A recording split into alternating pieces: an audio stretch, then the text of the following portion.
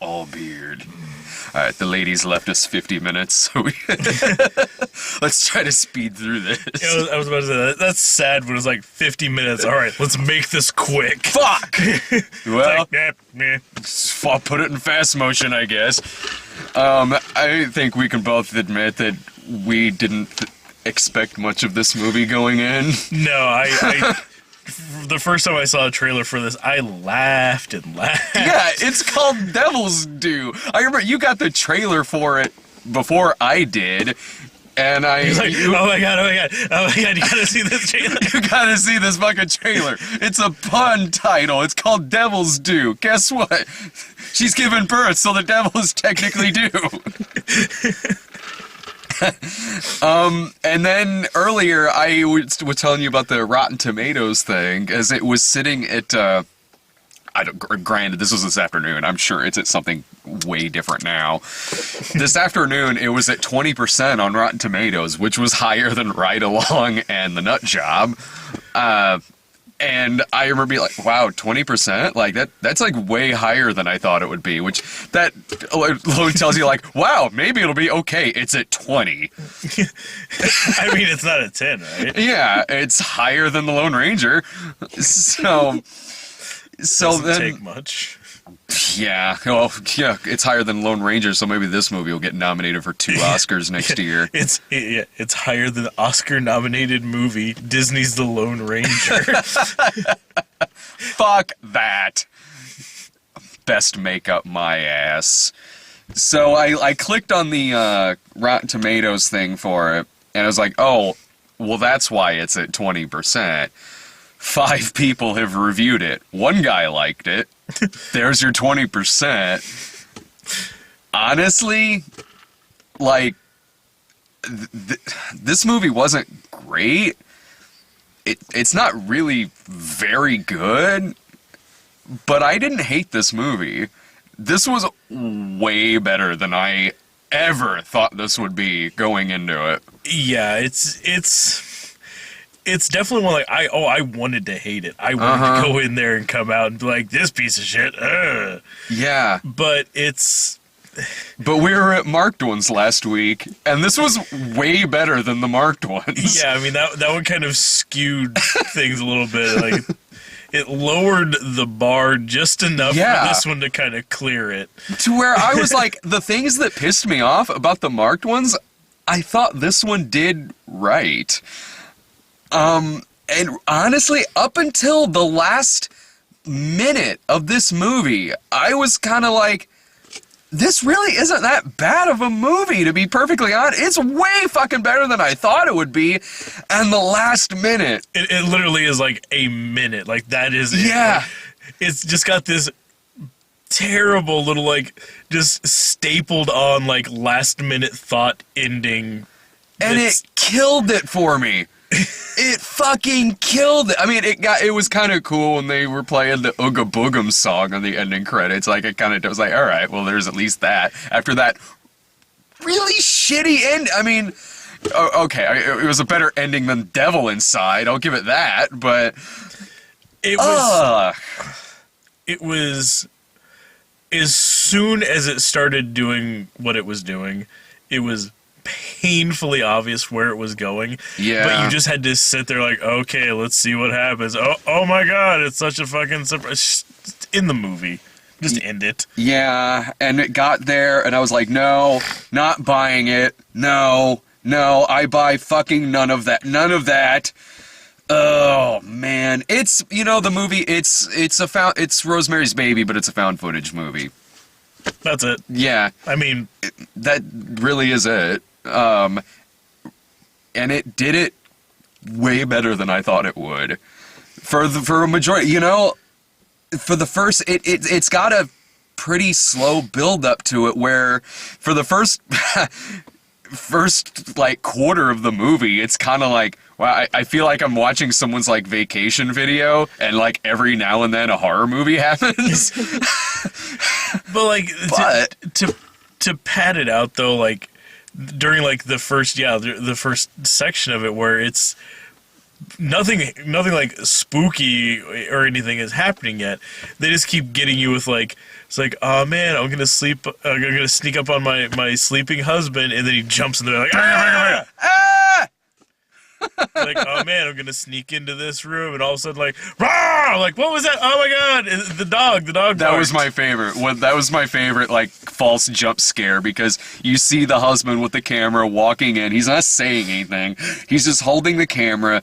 The wife is, like, getting out of the shower, and then you just hear bark from behind him. Whoa, the dog's holding the camera? They put, like dog cam, like a little helmet on him or something like that? And he turns around, the dog's, like, barking at the camera and shit like that. They took a page from VHS 2. This is from the directors, a couple of the directors from VHS 1. I think it makes the most fucking sense, but I think it's from the directors of honestly, one of the segments I liked, the one where the house goes all fucking nuts and shit at the end. I think it's those guys. It makes fucking sense if it is. Yeah, if it is, like, yeah, it used a lot of the same tricks. Like, that seemed like, if that was, like, a proof of concept, this was the actual, like, what they wanted to make. Uh-huh. And it worked. It did. I mean, but it's still, though, at the end of the day, like, you could have trimmed this up a lot quicker and just had it be another vignette in another movie. You're exact. It is a full-length segment of VHS. It's a segment of VHS that was stretched out to a full movie. Yeah, if there weren't so many abrupt cuts, or if you saw more of the footage, like forget all that other bullshit. Let's just skip to, like, the part that's good. That's what this movie is. It's all the shit that leads up to it, and then the part that should have been in VHS. Like, yeah. Like, honestly, if this was a vignette in VHS, it would have picked up from, like, you know, like, around the time that they were having, like, the baby shower. And it would have been one of the better segments from one of those movies. Like, I came away with this liking it better than those movies as a whole, even though there are VHS 2 as a whole, I had a much better experience with this movie than I did that movie as a whole. But the segment in VHS 2 that I liked the best, that cult thing, from the guys who did the raid, that was great. That was like some of the best found footage shit I've seen in a long time. Yeah, that was fantastic. But that's the thing, though, is during watching this movie, because, I mean, yeah, there's like a weird cult religious sect thing that's responsible for, like, impregnating her with the Antichrist or something like that, or one of the Antichrists. But yeah, the whole time that's going on, like, all I could really think was, like, it's like, oh man, this is like that one vignette that was way fucking better, you know, with like the pregnant lady and dude walking around with, like, the little, like, button camera, and, you know, crazy cult people, and and even, like, the shit, like, that scene, like, in the woods in this one, where, like, I really like that scene. Like, that even just reminded me of, like, sort of towards the end of that vignette. Oh, yeah, I can see that. Yeah.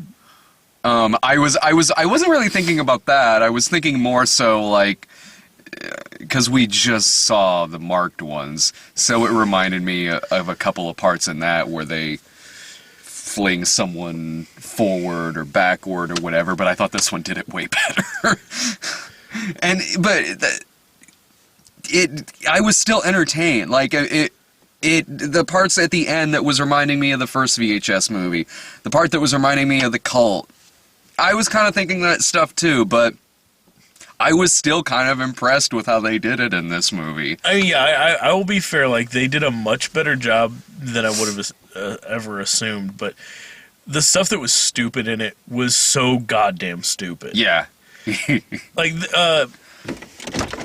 it was. It's through and through. Even the parts for me that worked are still, by definition, stupid. Because, like, they do the kind of thing, like, in order to get the most mileage out of, you know, making it look like a normal movie, like, trying their best to make it look like a normal movie, like, scenes where there'd be a lot of people sitting around with cameras, they keep cutting back and forth between all kinds of angles, so half the time it looks like a regular movie. Like that, yeah, I'm kind of tired of that in found footage movies where they're using a camera that looks like they're on their way to shoot like an episode of NCIS or some shit. It looks like they're using the same kind of digital camera that you find on network television, and this is found footage. With amazing sound. Oh my god. Yeah, these cameras are good.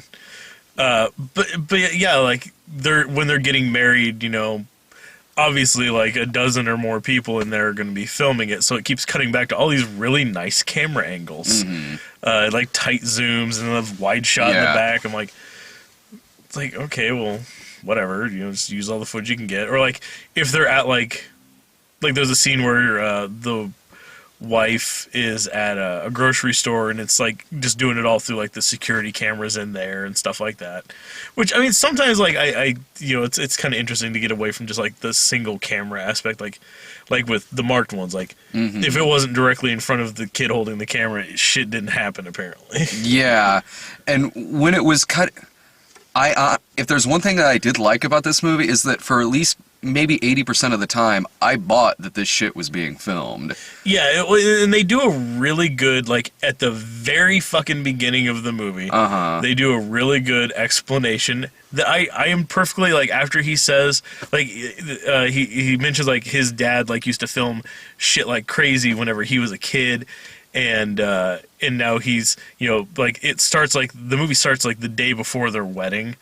And so he decides, like, I'm going to start, you know, filming everything so that we can, you know, show it to our kids and have for memories. I'm like, I can buy that. I bought it. I totally bought it. And as the movie went on, the grocery store scene, there would be no reason why he would be in there filming that. So they don't do that. It cuts to like a security cam footage when they're out in the parking lot and I like this scene where the guy almost hit her and she punched out the windshield. He turns the camera off. He, like, several times in this movie, when something goes fucking wrong, he turns the camera off, and then it cut to, like, a security cam footage of the same thing.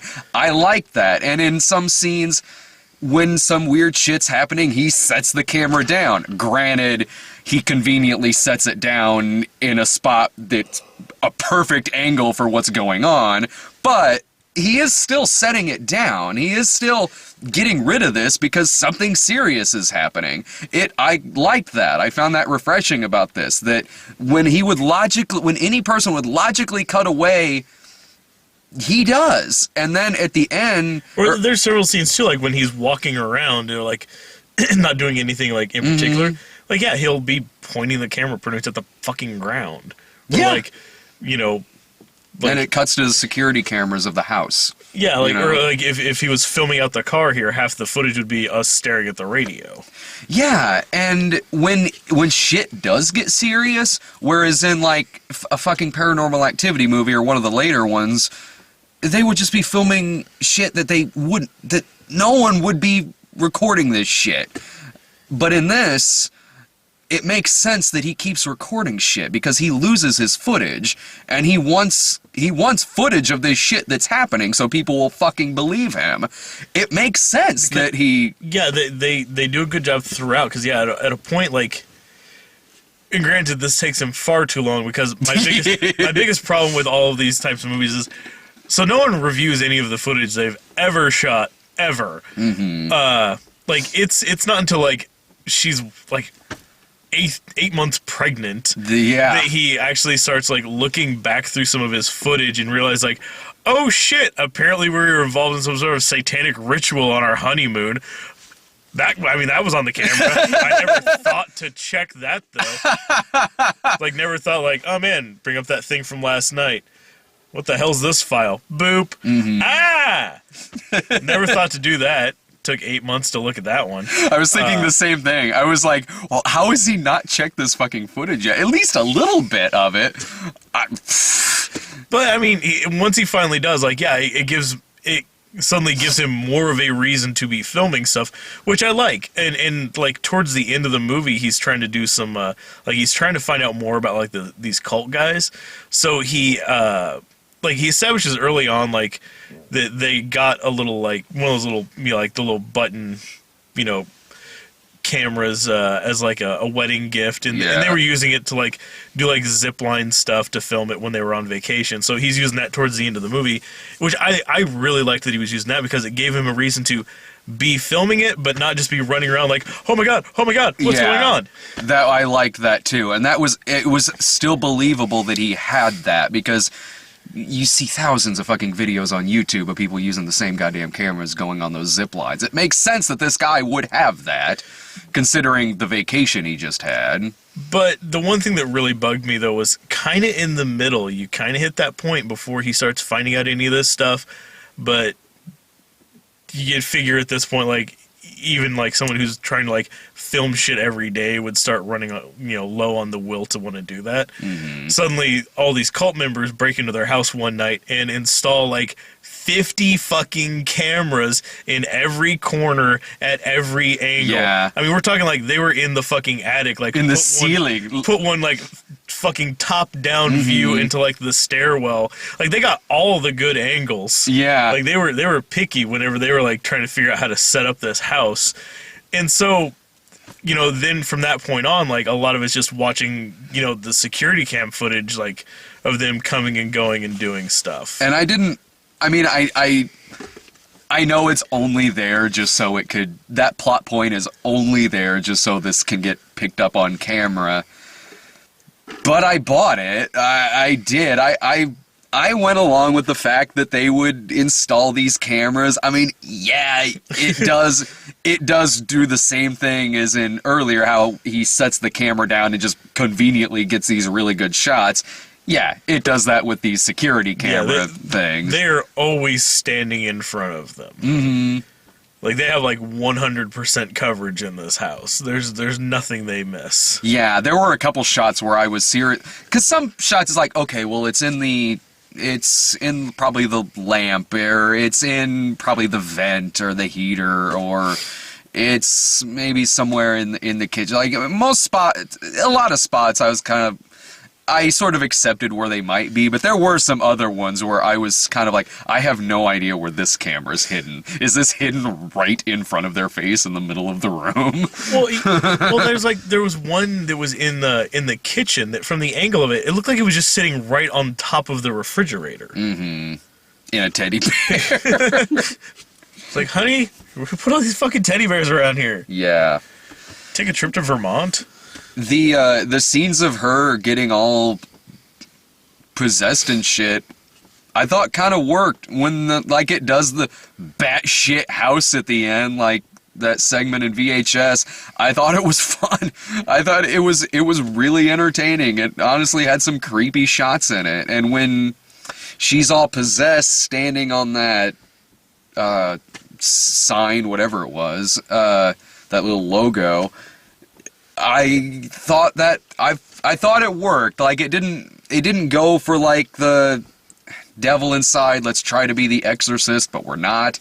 Like she doesn't look like Linda Blair. She doesn't look like any other exorcism movie.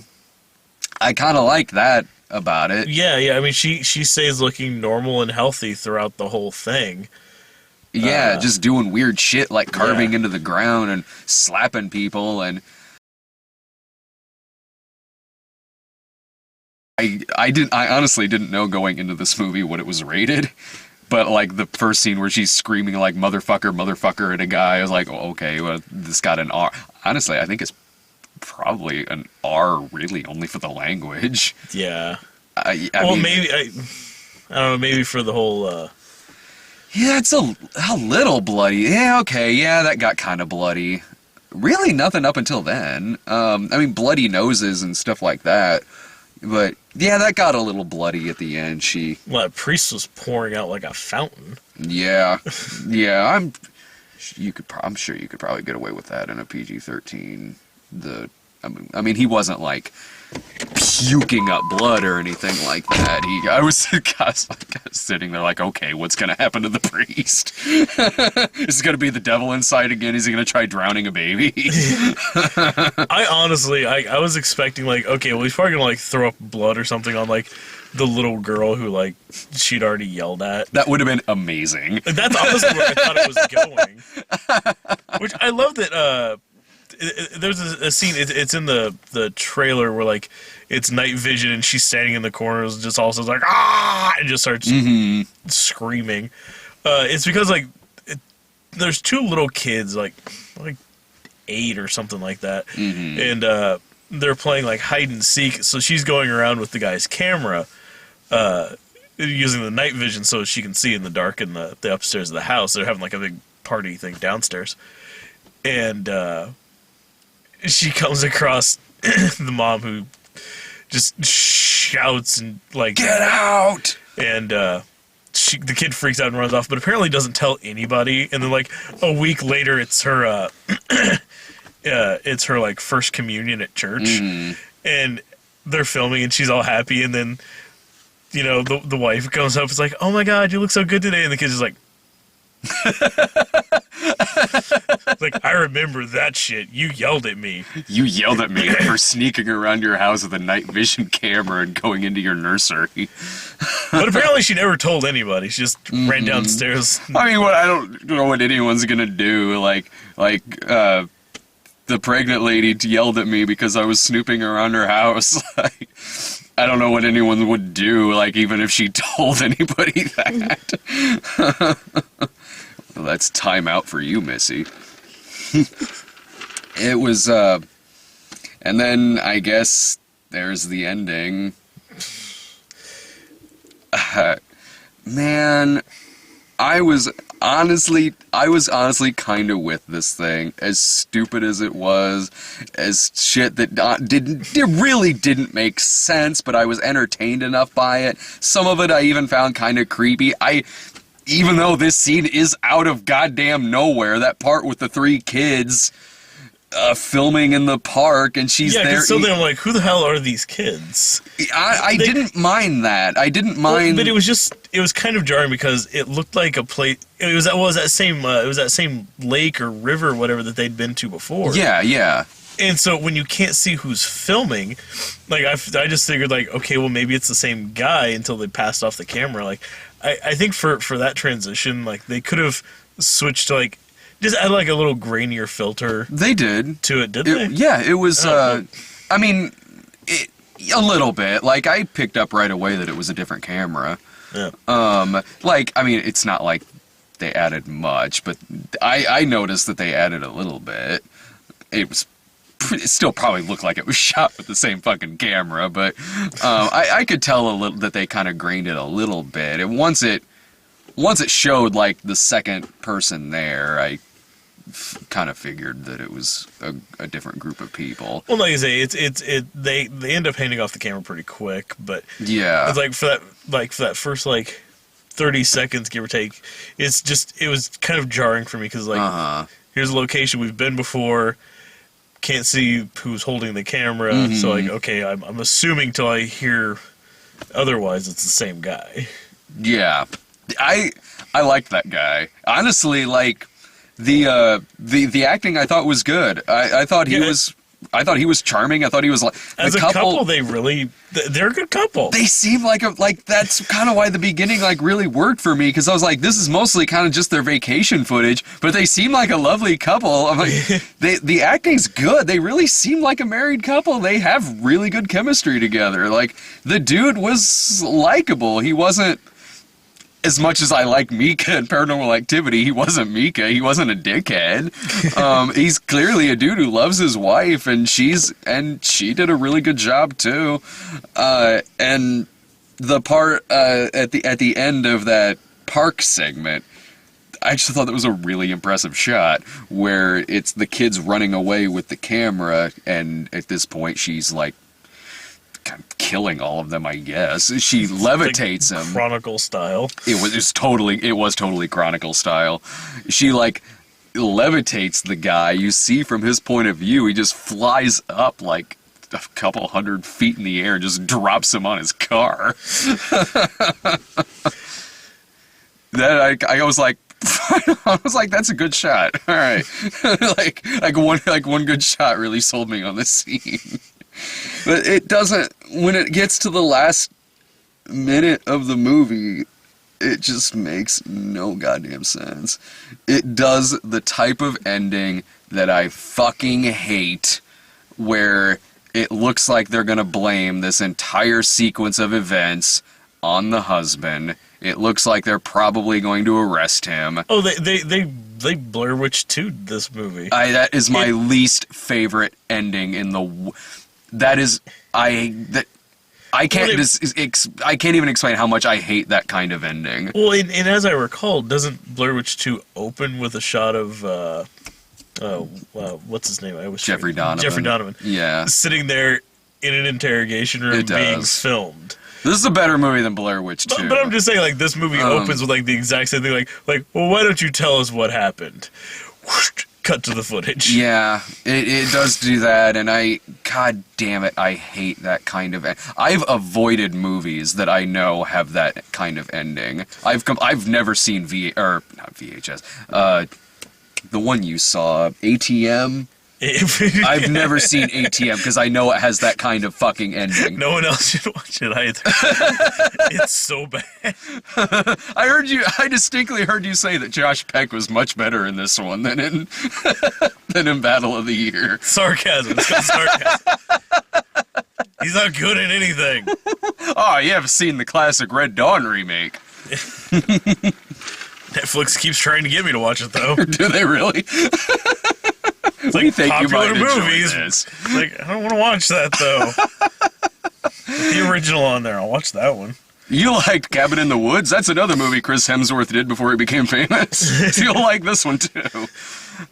In this one, it doesn't make any fucking sense. No one would actually think this guy did that shit. Like, I know that some of the camera footage was erased, but he was on the phone in his car while all this shit was going. Who is gonna believe that this guy did that to his fucking house? That no way, not buying it. That no one in the world, even Nancy Grace would say this guy's not guilty. Wow. Yeah. But no, yeah, it's exactly like, it's like, hi, the police, come to my house real quick.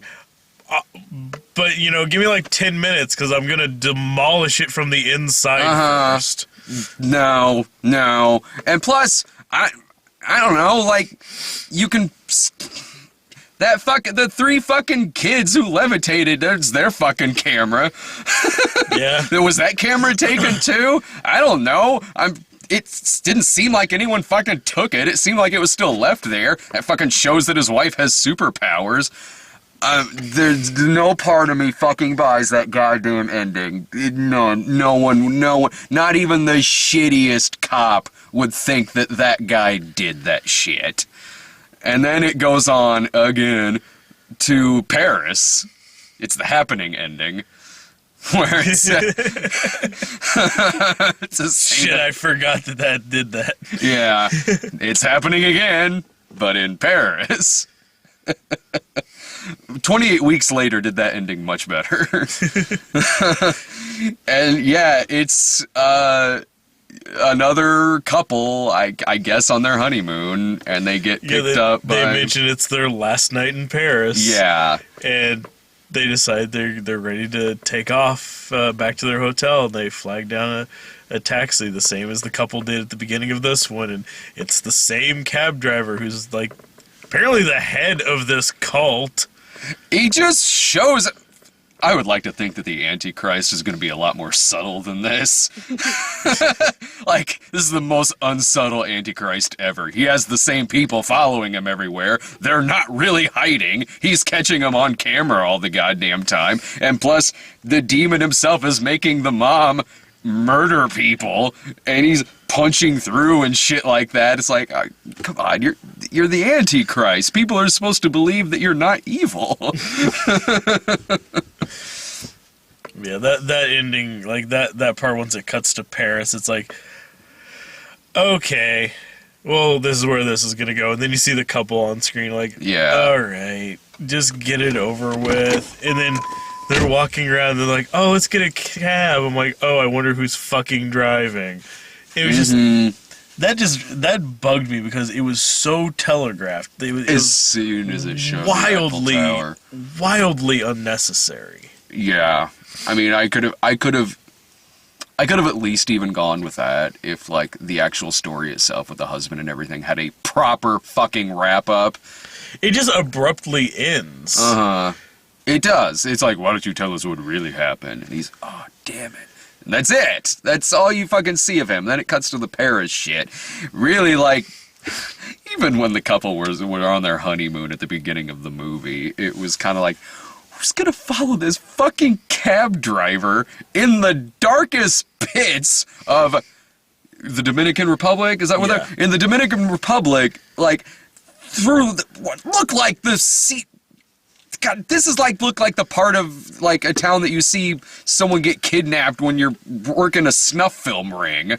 Like it was a very seedy area that they're just wandering through, aimlessly following this cab driver who's leading them by hand into this dark alley, these basements and shit. Fuck that. Yeah, they go down like some alleys into like some building, and then they go down to the basement, then they go down to like the sub basement that's just dug out into the fucking earth and follow it down this tunnel until they get into this big cave that's also a nightclub. Yeah.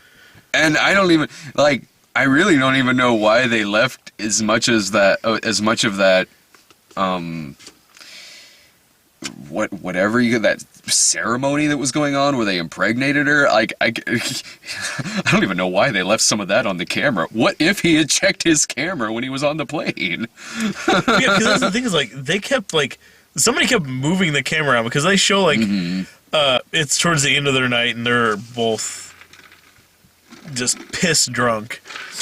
Because, they got a plane to catch the next day. Yeah. That's what you do when you got to catch a plane the next day. You get shit-faced until 4 in the goddamn morning. Wake up hungover. Fuck, I got to get on a plane. No. You do it the proper way and get trashed at the airport and then get on the plane. That's what I do. Fuck, that doesn't even work on me. That used to work. Not anymore. I'm not going on a plane anymore. I'm saying I don't care if it took me 4 days to get home from D.C. Whatever. I ended up on the news. This random guy in the background. I reprised my role from Unsolved Mysteries. I almost said Universal Soldier. I was like, well, I wasn't in that movie. You never told me. No, Ed's in one of those movies. King Ed Glazer. I was glad when I read the review of Legend of Hercules on Dread Central, and dude came away with it with the same opinion as we did. He's like, you gotta see this fucking movie. They released the Asylum version to theaters. And he kept quoting the line, you bring it down the wrath of Zeus on me, boy!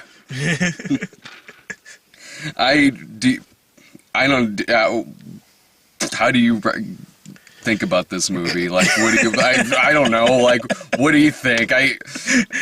Some things about it piss me off. Other things about it I think are kind of good. It's definitely a mixed bag. I mean, like I say, if this was part of like a vignette, like sort of like a anthology. Mm-hmm.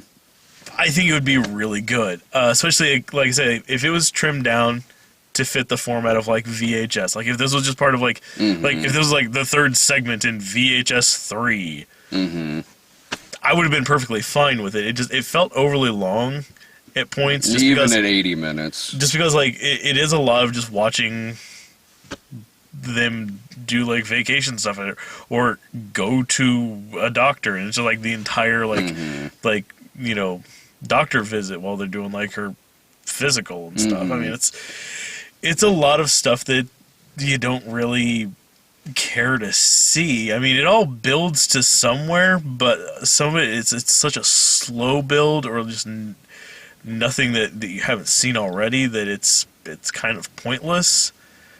Yeah. But I mean, by and large, it's it's better than I would have ever figured. I mean, it's one that, while I can't especially say to just run out and watch it, I mean, if you're really into found footage flicks, it's not the worst one you'll ever find. Definitely not the worst one you'll watch this month. I guarantee that.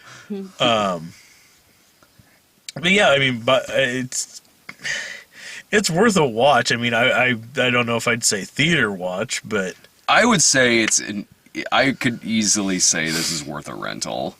Yeah, I could easily recommend this. Yeah, it's a solid rental. Yeah, you're right. I mean, it as a full length, it would work better as a vignette. It would. As a full length, I mean, even the parts that were slow, I wasn't necessarily bored by, because I did really like the couple, and as many problems as this movie has, and as stupid as it is, it's one of the better found footage horror movies I've seen in a while. Yeah. Which really tells you something about the kind of found footage horror movies we've been getting lately. It's like, well, it's better than Area 407. Turns out dinosaurs. Woo. Oh, fuck that movie. Well, and I just the other day watched that stupid fucking Bell Witch Haunting. God damn it, you told me about that. Oh, it's terrible. It's better than that.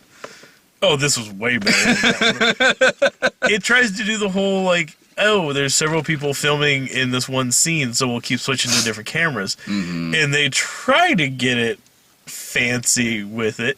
So it's like, oh, this person's using, like, you know, this kind of camera, so it looks like this. Oh, this is using this one, it's a little grainier. Oh, this person's filming on their cell phone. Screen is this big in the middle. Like, that's fucking obnoxious. Sweet. Bell, is this recent? It's like 2012. I am assuming straight to DVD. Yeah, I would get, like, you told me that title, and I was like, what the fuck? We're still doing Blair Witch, like, knockoffs now? In terms of the title? Well, it's based off the same story as Blair Witch was. Oh, we're finally getting our Blair Witch 3 then. Sweet. Oh, it's the ending of that movie is stolen directly from Blair Witch. So, really? Yeah. I guess better to steal that ending than the one from the last broadcast. Yeah, watch that one.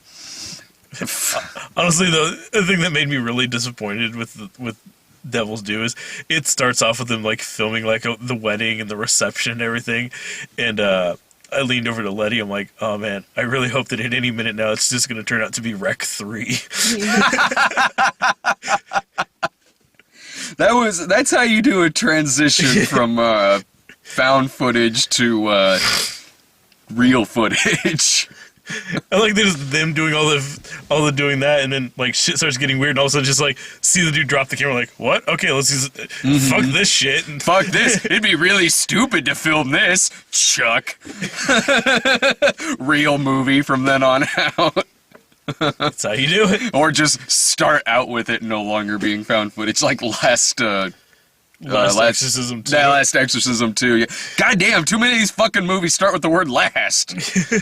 I'm guilty of that. We had that stupid Last documentary thing that me and Dave did in high school that was our found footage bad movie. Was that the one where it was like Dave is dead or something? Or is that just the one where you're just following him? Oh, no. It was... too many weird projects. Yeah, this was when high school and these movies had no fucking script. No, it was just a found footage thing that it was like me, Dave, Mike, and Nick. We shot this. It was bad. You couldn't see anything. Like, we didn't use any lighting, so when it got dark outside, it'd seriously be like if the lights came off here and we just decided not to turn them back on. Like, that's it. At the beginning, it had the title card that said, 4 filmmakers went into the woods to capture a serial killer. No one survived, but it's his handwritten on a piece of paper that we just filmed. And that was the last documentary. I was talking about that with Ryan and I don't know how it came up, but somehow it got brought up in our review of Lone Survivor. I can't remember how the fuck it came up, but somehow it did, because the nickname that the killer had, and it is the same nickname that my character of Paranoia had, so I guess that ties them both together. For some reason, my fucking character's in the woods shooting 4 student filmmakers. It all works in. There's somehow this works out. Yeah.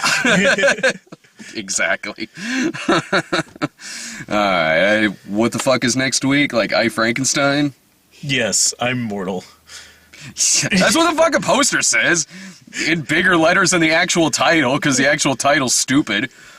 Well, it's like, you told me, like, one of the guys at the theater was like, I'm confused, is it I Frankenstein or Immortal? Yeah, because it's big giant letters, Immortal. Then at the bottom, I Frankenstein.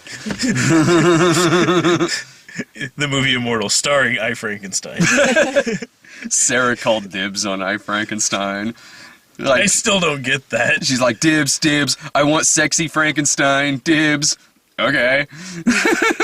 Yes. Well, okay, I did see that part of the trailer. I can understand that. Sexy. Oh, Frankenstein is so sexy. So that'll be next week. I'm going to get 3 hours of sleep so I can go to Chicago. So I can go back to Chicago by train again. Well, I'm going to end up on the news again. Come on. Get stuck there again. Yeah. That'd be great. Sweet. See ya.